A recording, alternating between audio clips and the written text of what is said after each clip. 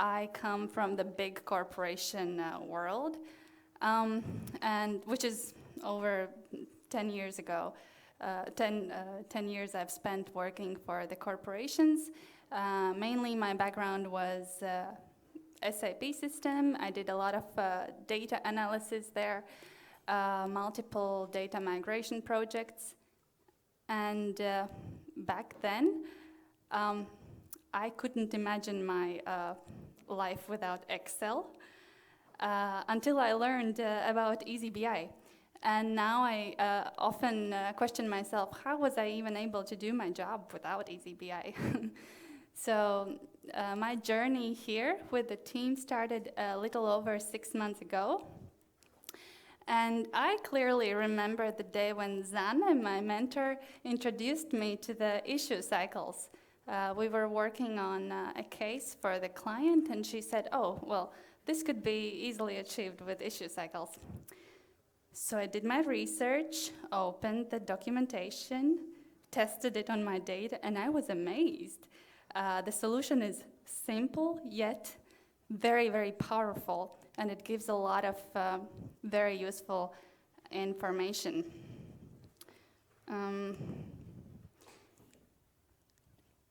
Yes.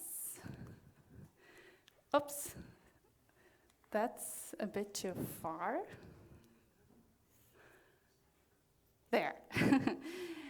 Yeah, so when I'm excited about something, I want to share it with other people as well, especially if it's very useful. And that's why today I will introduce you to the issue cycles. I will explain what they are, how you can set them up, and how eazyBI displays them in the report. I have split the presentation into 2 parts. In the first part, I will take a look at the issue cycles from a bit of a different perspective, from something that we experience in our daily lives, not necessarily the business case. And in the second part, we will take a look at the more relevant business use case. When I think about time, and when I was preparing for the presentation, time is something that we cannot impact. We cannot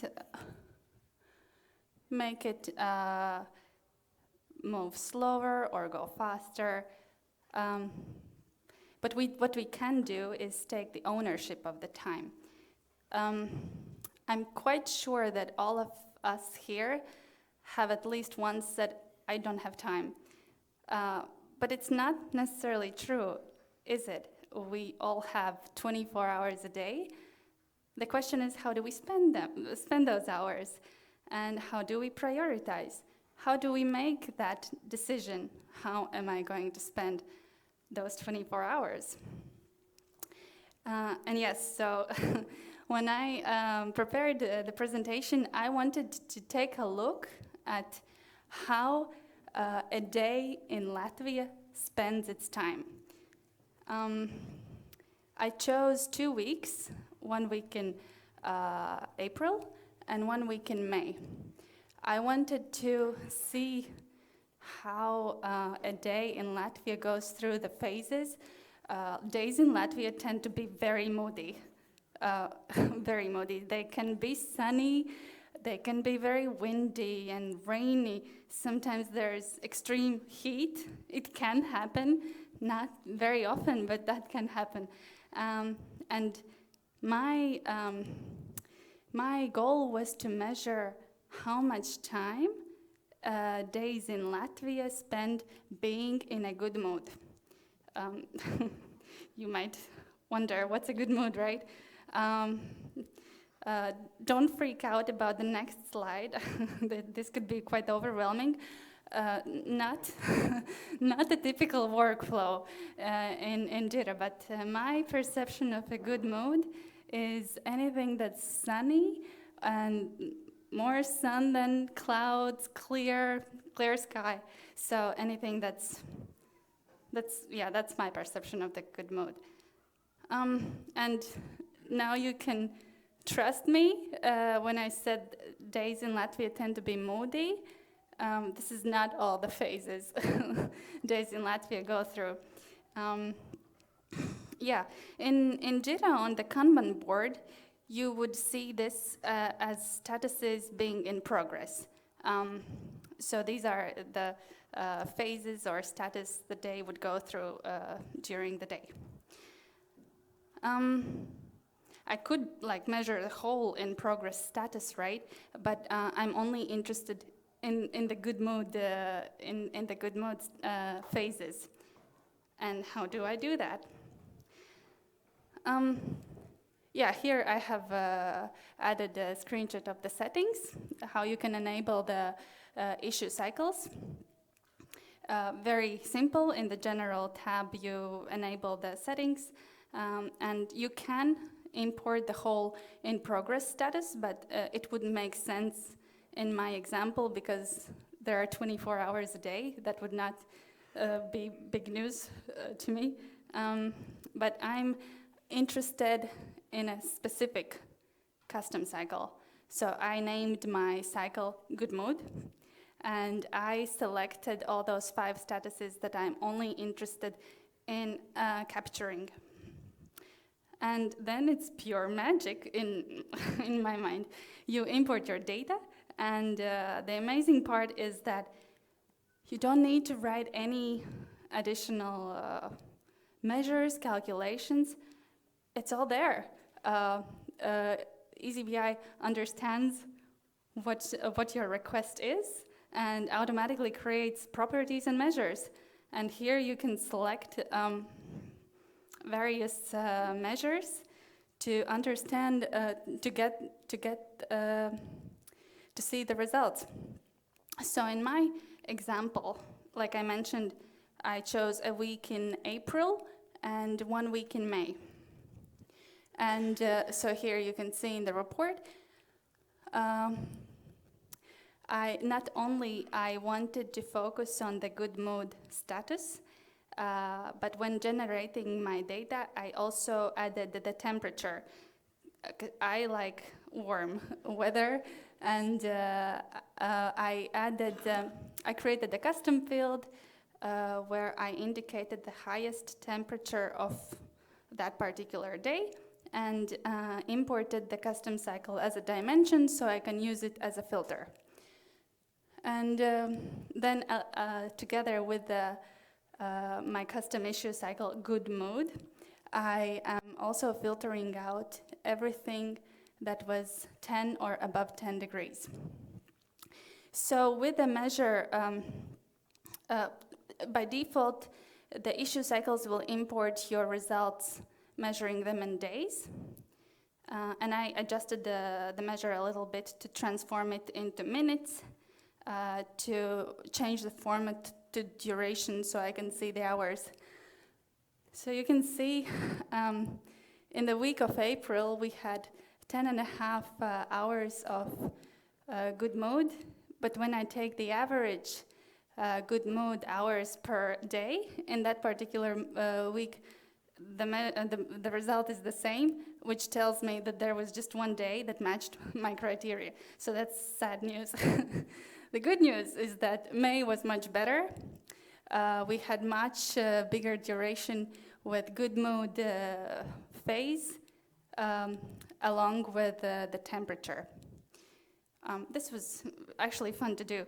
It was time consuming, but it was very good to analyze. Yeah. So that's the first part where I wanted to visualize a bit in real life how we can look at issue cycles. And now I'm going to switch to something maybe more relevant, where our issues in the real business case, they can travel through multiple stages as well when we are working on the issue or when we are waiting for some approvals or waiting for customer to respond. So in this scenario, I am going to measure the time that we are spending on waiting for an action to be taken from the customer. So those would be statuses waiting for customer and in user acceptance testing.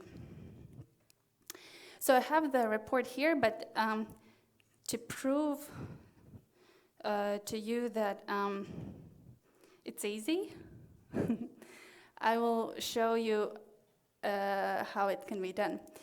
I have to look at the screen, so it will be a little bit challenging, but it's super quick. So as I mentioned, you go to the import options, and then you have here, you can add your waiting for customer, and in user acceptance testing.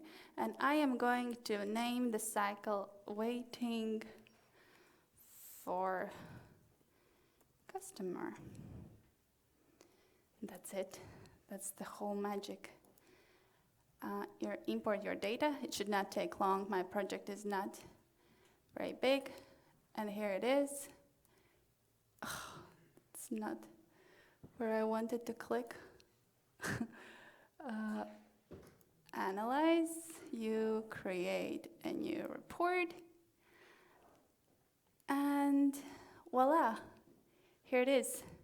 All your measures. And you can then drag your, let's say, time dimension in your rows. I'm going to filter out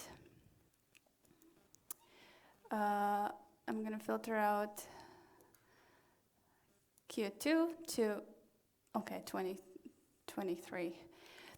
And I want to see how many issues were actually entered the cycle, so they've been in the status waiting for customer or in user acceptance testing. I also want to take a look how many have exited the cycle. I also want to see how many issues are currently in the cycle, so you can immediately see the results. And maybe I also want to see average waiting for the customer days. So it all quickly and automatically calculates the required things. And then I could maybe, for the comparison purposes, I could also look how many days in total, average resolution days, the issues have spent, regardless if they were in the cycle or not. Or maybe I'm also interested how many open issues there are. And out of those open issues, how many are currently in a cycle where I'm technically not able to take any action at this point. Yeah, and as probably all of you know, you can maybe focus only on those issues where you have a very high or the highest priority.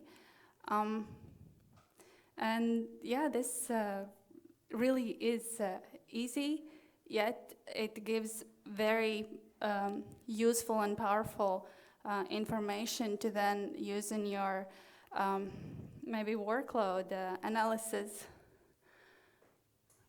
And I didn't have to use any MDX formulas.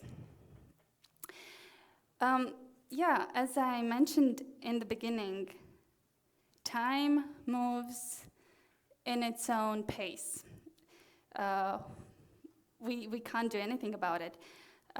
What you can do is you can take ownership of how your time is spent. Sometimes there will be times when you cannot do anything about where your time goes. But the fact that you do know where your time goes is half of the victory. And it can help you managing the workload, and you can plan where your future time is going to be spent. Or you can simply justify why your service level agreements can't be met. And this is a very dear topic to me because in my previous experience, I was also managing a team, and process improvements, efficiency, all these things was a very big deal. And I came up with most creative analysis and reports to see where else can I improve something. But oftentimes it was all useless because I didn't have clear visibility where my time went. So when I found out about issue cycles and I learned about it, I was very impressed how it is possible and how easy it is.